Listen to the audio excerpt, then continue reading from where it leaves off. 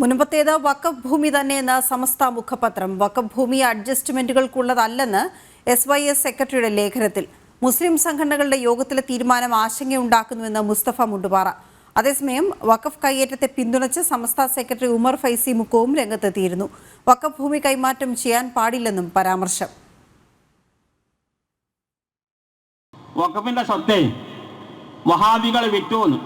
ഇവർക്ക് എന്ത് ഹലാൽ ഹറാമാണുള്ളത്? അതാപ്പാടെ നടക്കുന്ന പ്രശ്നം മനസ്സിലാക്കണം. അവർ റിസോർട്ടുകാരുണ്ട്, ഒരുപാട് റിസോർട്ടുകാർ, 60ഓളം റിസോർട്ടുകൾ അവിടെ ഉണ്ട്, വലിയ കുംഭകോണക്കാർ.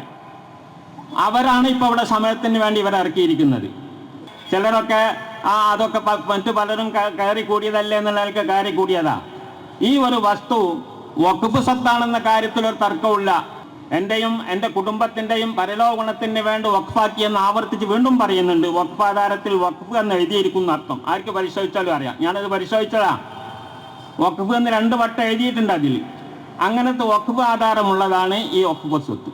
അവരങ്ങോട്ട് ഇറക്കി വിട്ടാൽ അവർ റോട്ടിലേക്ക് പോകാനൊന്നും പറ്റൂല. അവർ പരിഹരിക്കണം. അതിനെന്ത് വേണമെന്ന് ചോദിച്ചാൽ ഈ കോളേജ് കമ്മിറ്റിൻ്റെ ഹാബികളുണ്ടല്ലോ, ആ ഹാബികളോട് അതിൻ്റെ നഷ്ടപരിഹാരം വാങ്ങിക്കൊടുത്തുകൊണ്ട് വേറെ സ്ഥലത്തുണ്ടാക്കണം, കുടിയിരുത്തണം. അവരെ വഖഫ് ഭൂമി ഒഴിഞ്ഞു കൊടുക്കണം. വഖഫ് ഭൂമി ഒഴിഞ്ഞു കൊടുക്കണ്ടേ? കാരണം അത് വഖഫല്ലേ, വിൽക്കാൻ പറ്റില്ലല്ലോ. അത് ഇവർക്ക് പറഞ്ഞാൽ മനസ്സിലാവുമല്ലോ.